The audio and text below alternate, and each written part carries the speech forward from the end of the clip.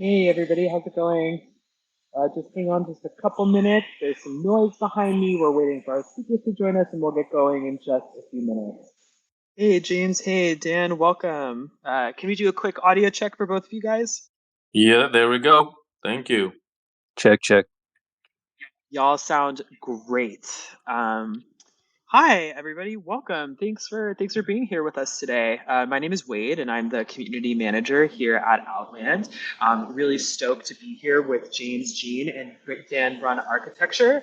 Apologies, I could not be inside at the moment. I had to be outside. There may be some noise behind me. Just forgive me in advance.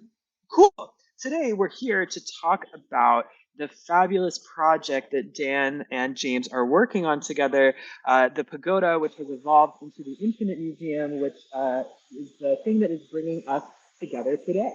Um, Infinite Museum is an OnCyber gallery space that has been airdropped to every Fragments NFT holder. Fragments is James G's first NFT collection with us.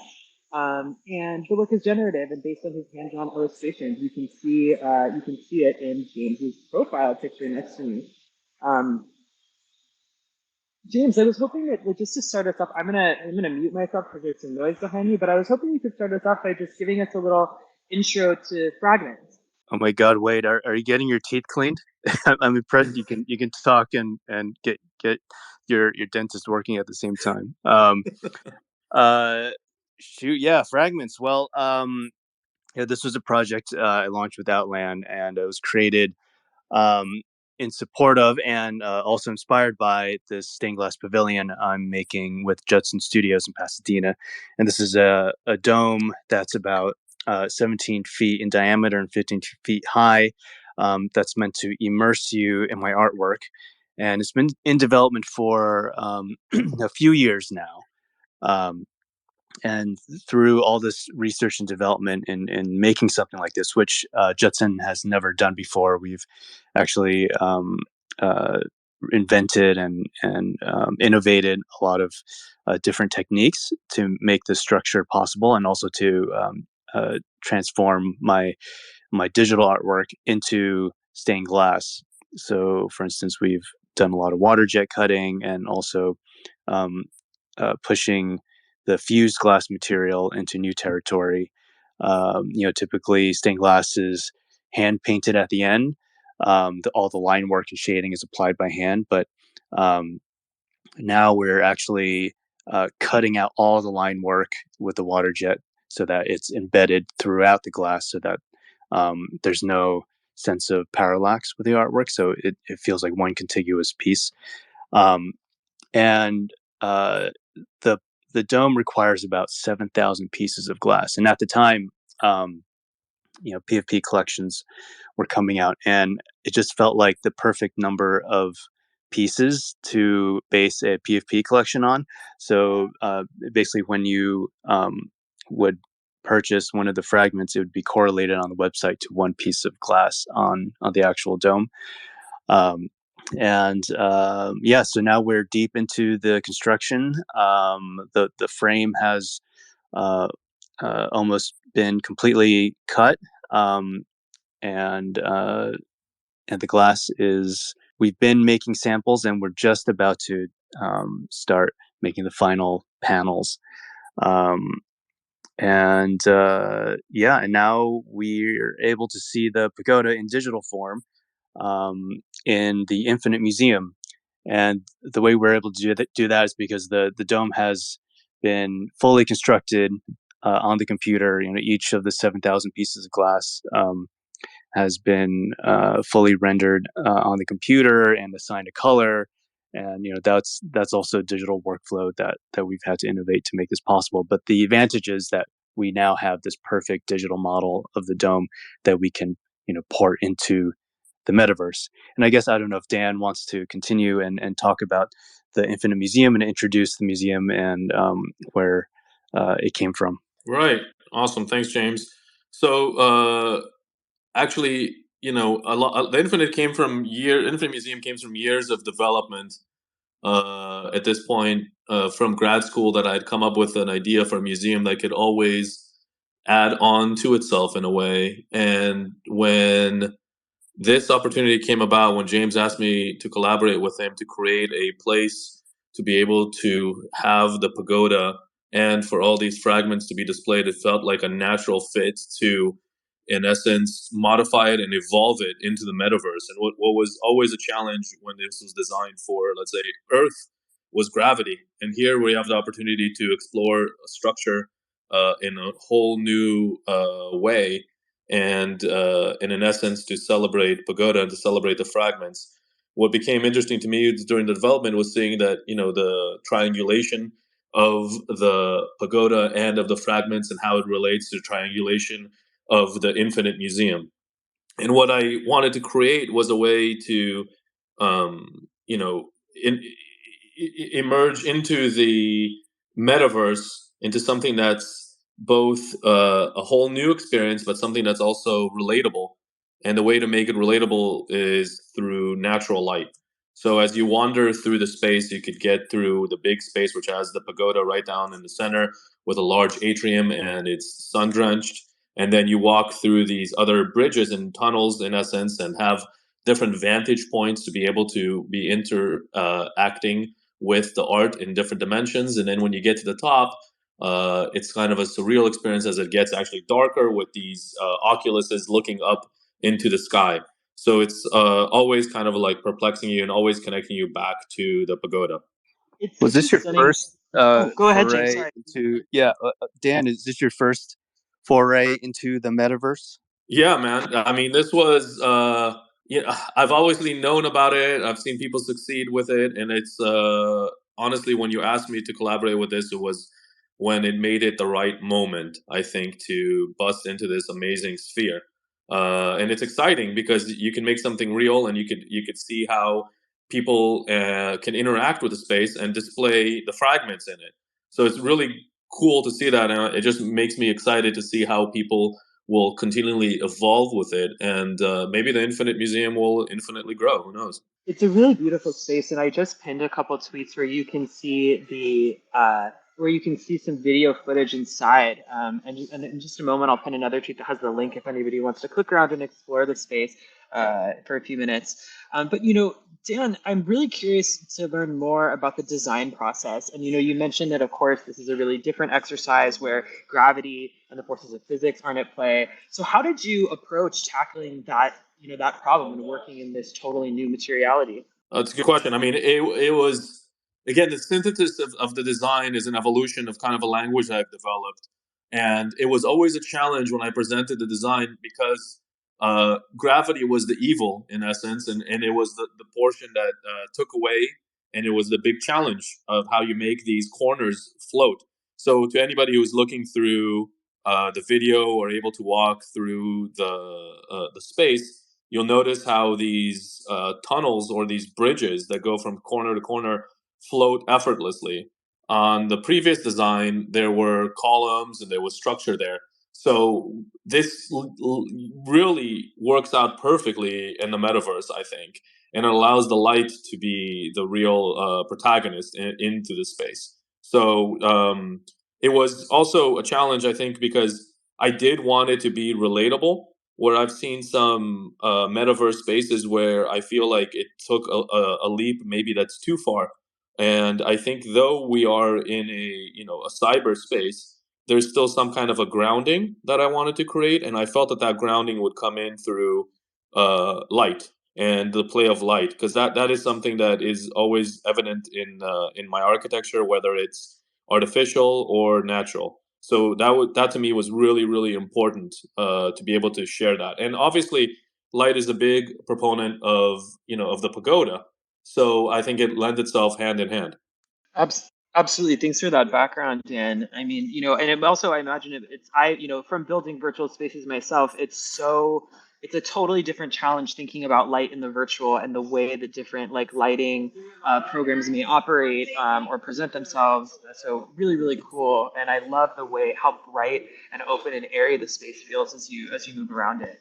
I mean, Thank that's you. I kind of mean, I what have to say, it was a real challenge, and OnCyber made that happen. And we had rendering challenges, and how do you make the landscape feel natural and the light feel natural. So we work really hard to create this space. And that was one of my fears actually going into the metaverse, seeing some of the spaces looked a little too much like a Minecraft. And you can imagine, as somebody who designs for, for application, we struggled long and hard with it, but they pulled through, which is really amazing. That actually really brings me to my next question. Speaking of the light, and I guess this is for both of you. How did you want people to feel as they enter this space, and what's kind of like the desired phenomenology for audience members and holders in the Infinite Museum? Well, for me, it was to be able to feel exploration. So to be able to create a space in the metaverse that does have continuum, but also, is infinite, as I said, but also does have its bounds. And so I wanted to create a space that you felt like you could continue to walk forever, but didn't feel like you were lost in space. Yeah, I wanted. I'm always after that feeling of awe, and walking into the Infinite Museum. Yeah, you're left with that feeling of curiosity and kind of not exactly knowing where each path will lead, and that feeling of the unknown is part of that feeling of awe that I'm always after. And with the real pagoda, with the scale of it, I hope that that's the feeling people get when they walk inside of it. And so this digital version, I think, is just a little preview of what could happen. uh, but having it exist in this larger space is really interesting because as you walk down the hallways, you do get lost. You kind of lose your sense of place. It's kind of unclear where things go because it's sort of arranged in kind of like a Mobius strip um, uh, kind of path. And yeah, you sort of forget like if you're going up or down. And yeah, it does have that sense of infinity, which I think is really cool. Some say infinity, others say vertigo. No, just kidding. But I definitely don't think it was going after Vertigo, so I hope not. But true. No, I'm totally teasing. Yeah. I'd love to ask you both as well. About the collaborative process on this, because obviously, Dan, you worked with James on some of the technical components of the stained glass pagoda, along with Judson Studios. But this is, of course, a totally different challenge. So how did the conceptualization of this process work, and how were you two able to collaborate together to, create the space that we have today? Well, Well, actually, oh, yeah, maybe we can talk about how we know each other. yeah, That yeah. would be interesting for people to hear about. So yeah, and actually to clarify, my involvement in the pagoda itself wasn't on the technical basis. I was privy enough to get to see it develop as James worked through all of that with Judson Studio. But the way we actually met was years ago at Powwow Hawaii in Honolulu, and a friend of mine was basically the introducer. He was a photographer, Brandon, and he shot a bunch of my work. We went to school together, and he's like, "Oh my God, James Jean is in the room next door. You got to meet him." And then what ended up happening was, I think, yeah, James, yeah, you moved back to LA.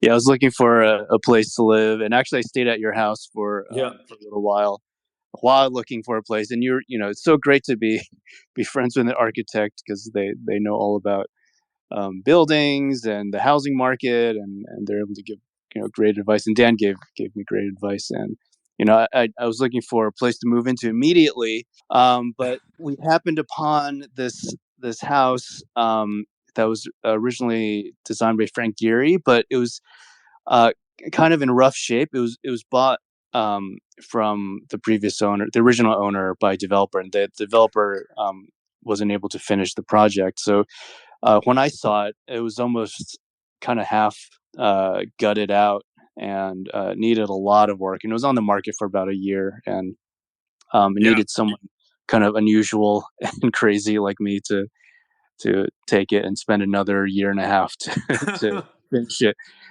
So yeah, I thought that was it was the convergence of all these things in the universe. And I was like, hey Dan, do you want to help me finish this house?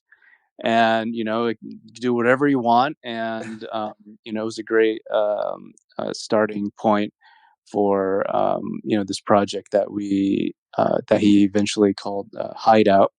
Because from the outside, it's very nondescript, and it's a place for me to kind of, it's my fortress of solitude, basically. Totally. And I think for me, it was, I have in my mind ingrained, photos of James standing at the bottom of now what is the famous stair, and me at the top. And we're just like, I think, like looking at each other like, what are we going to do? Like, is this really going to happen? And because you can imagine other people were had their interest in this Frank Gehry home, and at the same time the developer that was there had this. Oh man, I remember they wanted to make it into a multifamily. It was crazy, right? A and duplex. yeah, it Yeah. was wild, and I remember. I mean, this was honestly the most challenging project I'd ever worked on for a number of reasons. Number one is it was for a friend. Number two, I knew at that time that it was going to be the first house I designed that a Had a family is child. going to grow up in, and art is going to be created in. So it needed to speak to that, and at the same time, always be judged by its history as being Frank Gehry's first residential commission, in essence. Right. But yeah, that was the beginning of it all. And I got to know James and his family, and through the years, seeing the art and getting inspired by it. And I think that's left a tremendous mark on my aesthetics and my sensibility for sure. And it lives on. It lives on. Yeah, and now we're good friends, and we talk constantly. And Yeah. With the Infant Museum, I think I thought it was a great opportunity just to bring Dan in, and he had already populated the Infinite Museum with my artwork and some previous renderings. True. But now this was a way for people to actually interact with it and to travel through it and experience the space in three dimensions. Yeah, it's something that we've been working on for years, in essence. Taking it and thinking about it, and so it's nice to see it in a way realized, and for people to be able to experience it, to be able to walk through it. It's momentous for me. It definitely feels momentous, and I know that the community feels the same way. And it's such a special and intimate thing for folks to be able to bring their collections into this space and have it really be theirs, and has made it especially even more special. Oh my gosh, about because of OnCyber's new multi-user function, which is still in alpha, but it's super cool. I'm really, really stoked on the capacity to be in these kinds of spaces like with friends, particularly as you and James and Dan, you're both talking about how your friendship led to such rich collaboration. And I really hope that that kind of spirit will continue on through this amazing virtual environment. Yeah, absolutely. I mean, I have still yet to put on like goggles and walk through the space. That would be awesome. That would be a great experience just to see how that feels like. And to me, yeah, creating space is about as James said, there's like wander, right? Like I'm always after like the ephemeral feeling, and I think in the metaverse is such a great opportunity to do that.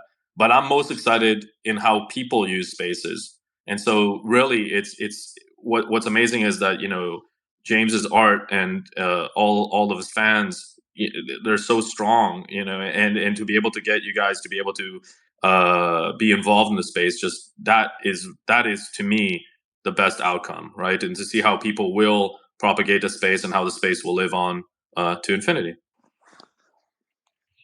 Yeah. Oh my gosh, I'm having a mute button problem. Absolutely. And I think that we're thinking about this like, fantastical and, in one sense, speculative architecture.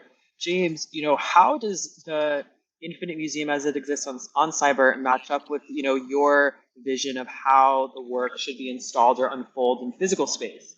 Is this something, what's the discrepancy between, the virtual environment and how you would ideally like to see the pagoda come together in the physical world? Well, I think that there's actually like a huge discrepancy. I mean, it's just I feel like it's entirely different genre. I mean, the this even just seeing the conversation on Discord, and actually that was something I wanted to ask Dan about. the collaboration process and like getting everything to work together, especially with the lighting and how the lighting would work. I mean that's sort of like a new type of workflow, right? On Discord. Yeah. I mean, I don't understand how anyone uses Discord. It seems I like such a James, I mean, I'm happy that you say that too, because I don't want to offend anybody that loves it. I was going crazy with it, and I think Jason, he kept texting me from Outland, like through WhatsApp, like, "Hey, did you do this? Hey," and I'm like, "Okay, this is the way I get in my information through." right. But I don't know, James. I mean, maybe we need to evolve. But it was definitely Yeah. a challenge, and I have to say, we look at it right now, and it's stunning. What OnCyber was able to put together is just stunning. The first weeks of putting this together, I was almost embarrassed to text James screenshots because I was like, Right. "Oh my god, we can't do this." I'm like, "No, no, no, no." I felt like it would be a letdown for everybody. And we're strive for excellence. I always see James, one part is his artistic skill, and then the other part is to see the technical side and to see the little bits and pieces and all these details. And you're like, holy shit! There's always, you could get to 100, and and it's always to 150. Not even 110. Like all of his work. So all of a sudden, when I saw this, I just felt embarrassed. I said, this can't happen. We can't Right. release this thing as it is. Yeah. But it came together, and the team, the artistry that came to make this happen is really remarkable. And we pushed on the limits. I know that it was really difficult with the trees. It was difficult with the shrubs. It was difficult to get the lighting. I was very particular about how the lighting flowed through the space, and again, it needed to look natural. You needed to feel like, yeah, this is the metaverse, but you're walking through a space that can exist on Earth, and that to me was super important. And that's how you honor the art too. I mean, you can't put these fragments into a space or pagoda and then have bad lighting. That's just a big no. Yeah, it just goes to show you how even though it's digital doesn't mean it's easy. There's a anything good requires a fair bit of struggle, I think. Yeah, and you know what? That um taught me something too, James. Because at the yeah. beginning when I would think about like NFTs, I was like, okay, what's the big deal? You guys just like pressing a button and who knows, goes on. But we worked really hard on this space, and throughout with the whole team, and everything is very, very, very purposeful. The sizing of the pagoda, where the pagoda is going to go, all the walls, everything. I mean, it's a lot of purpose involved here. Yeah, even though the space seems limitless and the possibilities are infinite, there are actually a lot of constraints you have to deal with, in Yeah. terms of the programming, in terms of working together, yeah, optimizing things for Web3 for the browser. Yeah, I think the trick is to make it look effortless and breezy. uh, and if you could see the behind the scenes struggle on Discord, then maybe that's something that can be documented down the line in Seriously. a museum archive or something. Because Museum archive through the Discord. That will be yeah, pretty good. Maybe a Vice documentary called Discord Nightmares or yeah, something like this. right. Yes, people trying to log on and not being able to find their backup codes. Correct. And I just remember too, like, we're gonna get this done by Wednesday. We're gonna get this done by Tuesday. I was like, oh my god, what do we need to do to get this done? Well, I hope just, I know that a lot of the Outlanders, are like, they always want to hear, tidbits of news or like updates or, when, we're, not only us, but many NFT projects, want to create something really meaningful and really lasting. And that takes a lot of time. So just Yeah, so it's a great reminder for all the NFT collectors out there, that like patience is really key because this is how, the creators are able to give their finest level of attention to every single detail, and you can really see that in the Infinite Museum, from the gorgeous shine on the pagoda as you like move through it to the whispering blades of grass on the ground. It's just absolutely gorgeous. And so I poetic. think absolutely. I have a question that came, from our Discord, And people are really, also really, James, this is a question for you, are really curious about the physical experience with the pagoda and like how you want people to engage with that. Because obviously there's a certain positioning in the Infinite Museum, but in the IRL world, what do you want people to do as they walk around or even inside of the pagoda? I want them to disassociate. I guess is probably the best way to put it. Just to become immersed in the artwork. You could dissociate maybe through meditation or through the use of psilocybin. Who knows? But someone even mentioned that people could get married in it. Um, but we've designed this bench that goes around the bottom. So actually, the pagoda in the Infinite Museum it doesn't include the base feature. So in the final version, we'll have a ramp that'll go down, and then actually the ground is set in so that we can accommodate this marble bench, and so people can just sit down and and kind of bliss out. I'm just And disassociating right now. so I have another question for you too. I should obviously mention that we're having a fabulous competition for Outlanders, where folks can design their own Infinite Museum or other OnCyber space with their Fragments NFTs and submit it via our Discord for a chance for the community to vote, pick their favorite for some awesome prizes for the winners. And so I know that the two of you will be judges for this competition. What do you want to see in terms of how people use the space? Like, what to you would be a really exciting? What are the exciting things that you're looking for as we enter into the judging period? I mean, to me, it's the unexpected, right? I mean, we've left this space for the exploration, and to be able to see how people will use it. That's got to be the most exciting thing about all of this. And it's something I've judged other like the awards, and you just never know what you're going to see. So that to me is really it. It's not to be cliche, but it's infinite amount of possibilities. Let me see. I want to see, and I want to see how maybe people take into consideration the fact that there is natural light, and the fact that as James said, you walk into space and you're like, where's the beginning? Where's the end? All that wonder. Is somebody going to use the space for that? And really, really understand what it's all about and the profoundness of it? That would be the most exciting thing.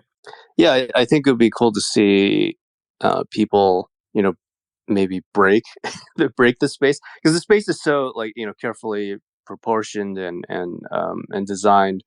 I think for me, in my own painting, I tend to kind of constrain everything, and then when everything becomes too balanced, I always try and throw a monkey wrench in there and destroy things, and then kind of see where that takes me.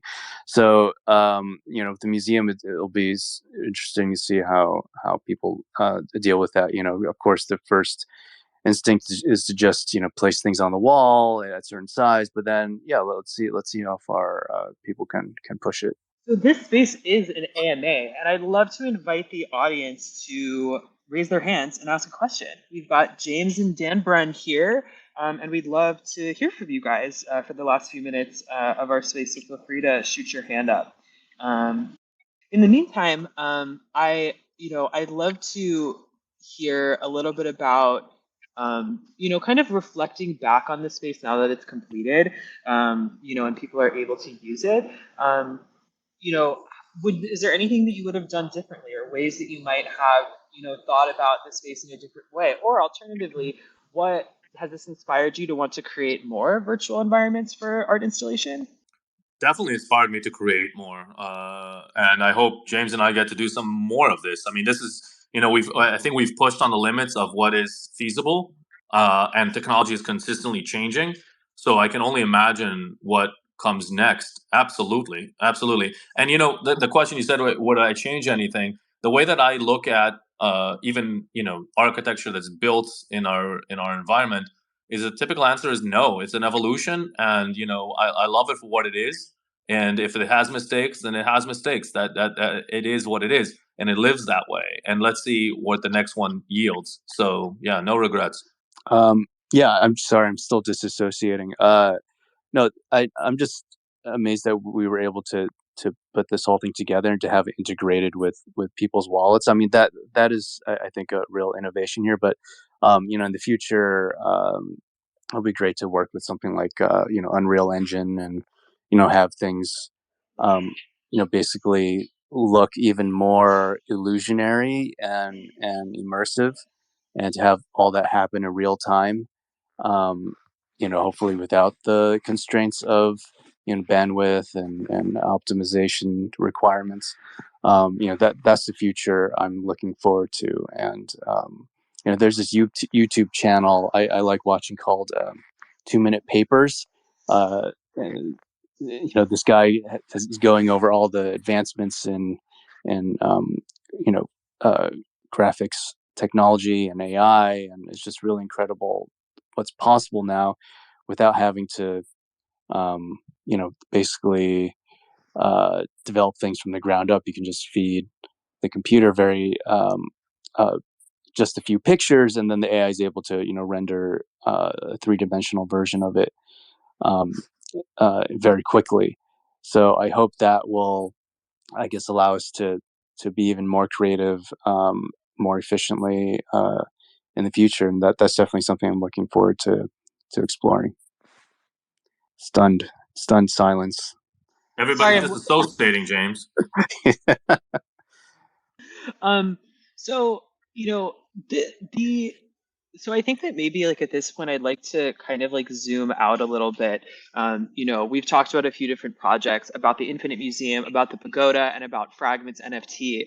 And this all of these projects, are coming out of your body of work, James, but they're also interconnected in many different ways and Fragments, as we know, is a precursor to chapter 2, Adrift, which I will want to ask you about in a few minutes. But I was wondering if you could kind of tell us a little bit about how all of these pieces fit together, and maybe give us some insight into the story that you're trying to tell through these works. Well, in Pagoda, it's based on a traditional pagoda, which is usually 5 stories, and I've expressed that in the form through the shape of each panel. So it's made out of a series of pentagons. So the shape is called a pentagonal contahexahedron.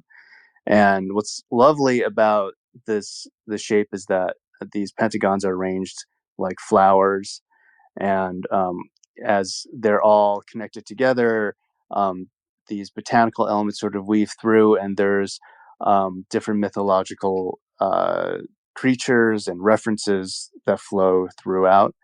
Um, and I don't want to reveal too much, but as you look through all the artwork, there's different narratives that combine um, elements from both West and East. Um, and for Fragments, uh, that is also a combination of these different cultural references together.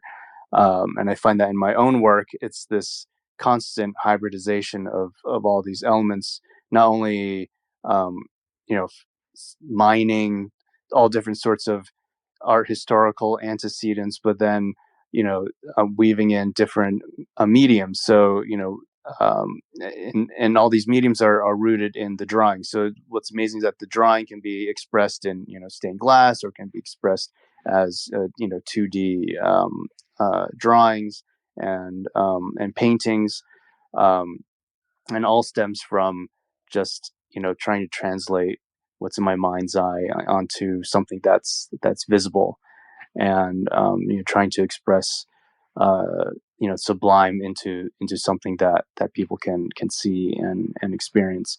And and that's a pursuit, I think, people have been trying to do throughout history, especially indigenous cultures. So I draw a lot of influence from um, let's say like West African masquerade, or costumes from other kind of I guess pagan um, cultures out there. Tierra de Fuego, I think, is a great reference, where um, you see people wearing these costumes that look almost like monstrous in some ways, but then also, they represent like spirits and demons and creatures from another world. And, you find these sort of mythological elements in my own work as well. I think we're all after kind of that same thing where we're trying to express like what's in our imaginations and in our souls. And, I think that is the through line for, the work in Fragments, for Pagoda, and then also going into Adrift is basically, these characters that are reaching for the sublime through, this focus on, decorating the body, but then also there's a sense of, uh, anatomy and body horror. uh, so, I don't, especially in Adrift, that'll become more evident, and hopefully, um, it'll be beautiful, but subtly grotesque at the same time. So I'm always trying to fuse all these different elements together, and I think as I'm verbalizing this, it might it might sound kind of hard to grasp, but when it becomes concrete as a drawing or a painting or an image, I think people are immediately able to latch onto it. And that's the beauty of making art, in that it's able to, express easily what cannot be expressed easily in words. Um, and yeah, that I think that's ultimately what I'm after when I'm, creating these densely detailed works. FYI, guys, I found a little bit of a quieter space, so forgive the noise. I know it's super annoying. Thank you, everyone, for bearing with me today. Yeah. Just a reminder to everybody in the audience, we are taking questions, so please raise your hand. I have a billion questions for James, though, myself, so and for Dan, so I'm happy to ask them, but please do raise your hands. I wanted to, I know a lot about, James, we've talked before, and I know about your inspirations and your past, but Dan, I'm not as familiar with your work, and I'd love to hear about some of the ideas and themes and other designers or artists that have been inspiring you in your work lately.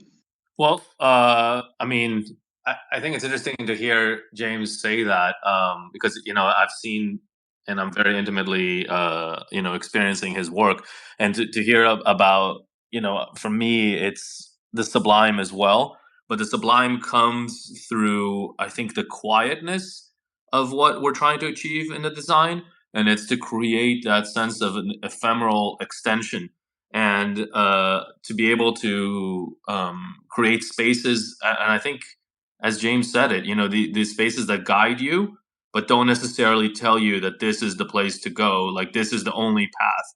So when we're doing projects, it's always like a multiplicity. So I try to find um, elements of design that could interact and do more than one thing. So it's a multiplicity. So if a wall, for example, it has a shape or is angled, there's a reason why. It's not just because of the aesthetic look of it. So I'm always looking into connections of nature. I'm looking into create sustainable architecture. That goes hand in hand. I don't think is like is an oath to an architect and to the world. I think every architect does need to provide that in the future. And so we're looking at new technical um, means and methods to achieve that.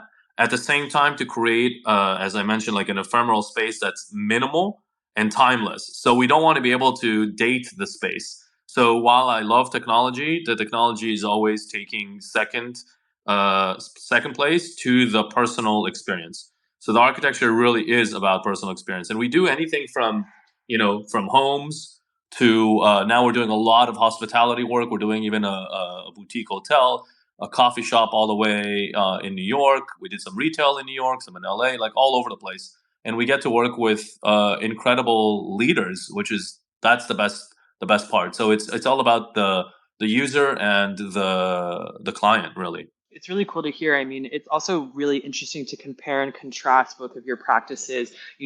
Both are so creative, but oriented in different ways. So yeah, this is such a rich conversation. We have a speaker who's just come up to ask a question. Hello, and thank you for letting me come up. Yeah, welcome. Can you hear me? Yes, perfectly. Thanks so much. Okay, thanks. No question. I just wanted to give flowers to James and to Dan. You're both very inspiring. I am more familiar with James's work, and you're a massive inspiration. And every time I see your work, I'm just in awe at its beauty. So no questions. Just wanted to give you both thanks for all the good that you're putting out into the world. And Dan, I find your talk about sustainable architecture to be supreme. I think that's extremely important. So thank you for making that your mission. I think that's super fascinating and Well, inspiring thanks. also. It's people like you that actually make us continue to work. I could say, it's that inspiration and being able to see that other people are inspired by hopefully what we put out. Yeah, for sure. We can't work in a vacuum. We need an audience. We need to work with other people. We need to share the work and have it be received. And yeah, it's great to hear that. Yeah, my work does impart some sense of awe. It's never easy. You never know how the work is going to turn out, and it's a minor miracle every time I finish a piece. I feel like, yeah. So thanks for that. Oh, you're very welcome. You're a master in your own right, and we appreciate you. So thank you, and have a great day. I mean, that actually brings me to another interesting question, which is, that thinking about reception and how people are going to experience these works, both of you are creating either items that will live, in James's items, in James's case, artworks that will be lived with, and in Dan's case, spaces that will be lived in. And so, how do you both, kind of think about designing things, creating things that will have such an intimate relationship to people for such a long time? It's a good point, and I think, man, what's interesting is, and if I have to look at it, we both work in a way for the people by the audience, and in a way for commissions, and also have personal endeavors of our own. I think maybe for me it's kind of what James said. You do it and then you see how it lives on. So it's a big difference if I am tasked to design somebody's apartment, for example, or something that's private and it's only you're designing for that couple or that family and that's it. But when you design a space that's, let's say, a coffee shop, you have no idea the hundreds of people that are going in and out and how they'll perceive it and how they'll walk through it. You try to use spatial psychology to figure out how many people are going to congregate in certain zones, how are they going to like sitting here, but you really don't know until you release it, which I find super super super exciting. And that's really the way we deliver on projects.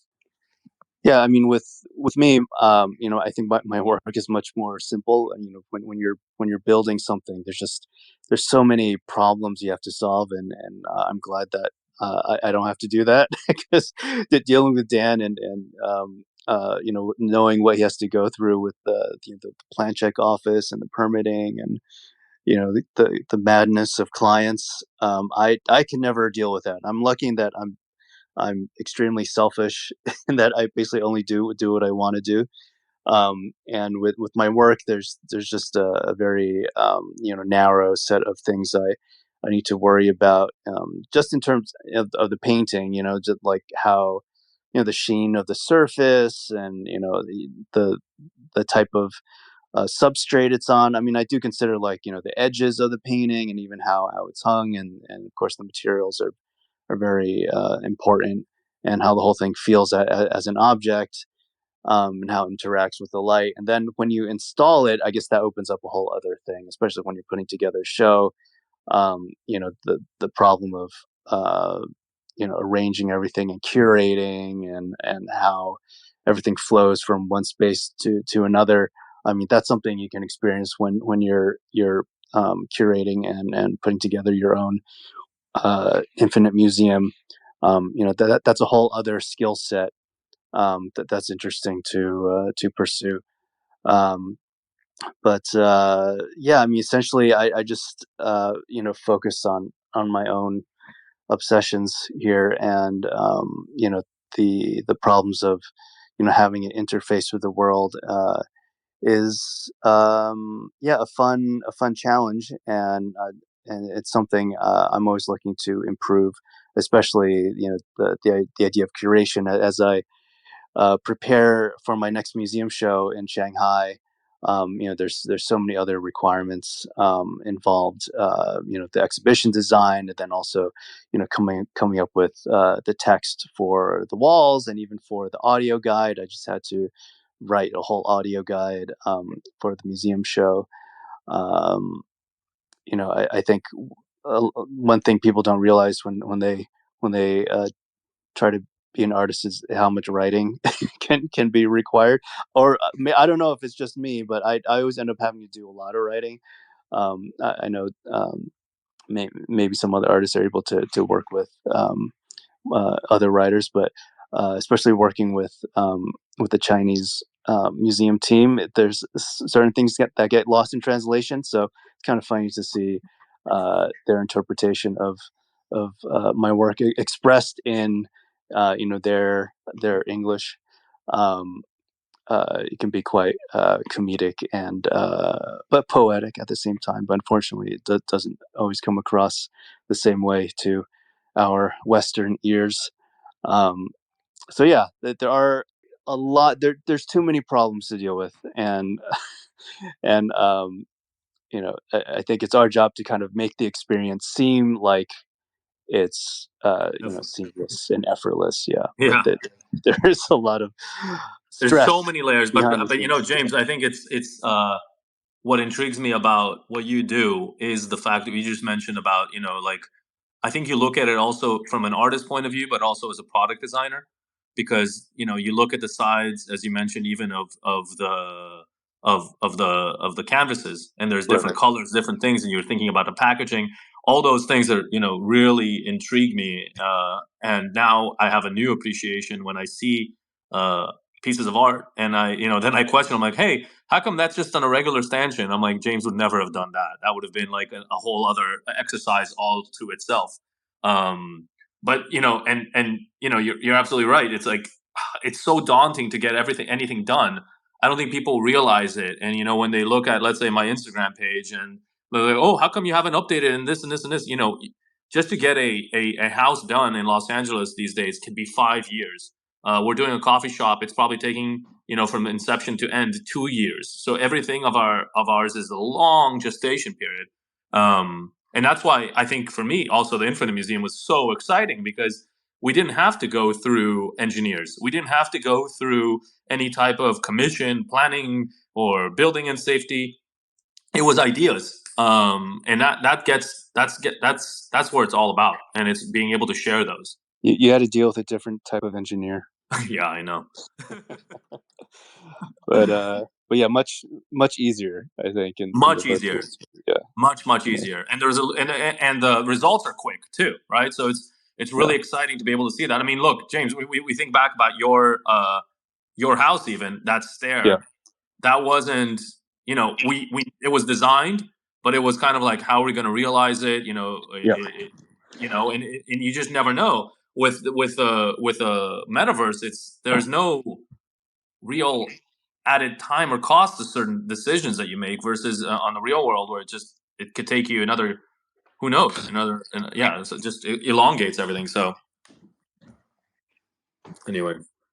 Well, and James, I'm curious about, there's very few artists, particularly in the NFT space, given its, early age, who have had the opportunity to participate in the museum show. I was wondering if you could kind of like give some more insight into that process, of how that works and what that looks like.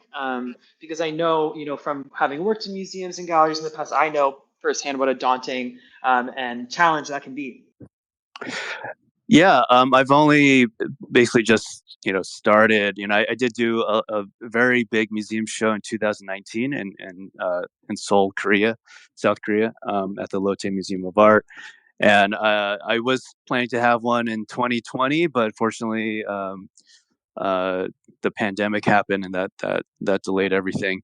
And then now finally, the China show is happening next month, and also I've been communicating with MoMA in New York,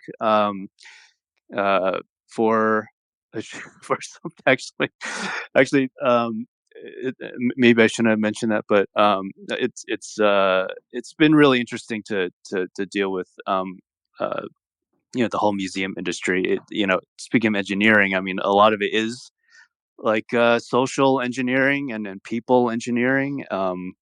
It's being able to communicate and to really propose different ideas effectively, and to work well with others, and to understand the needs and desires of the museum, and how that works with an artist's career, and then you throw in collectors as well. So there's a lot of skill that's involved in terms of the social aspect, which is something that is definitely not easy for me as someone who lives in a house called Hideout.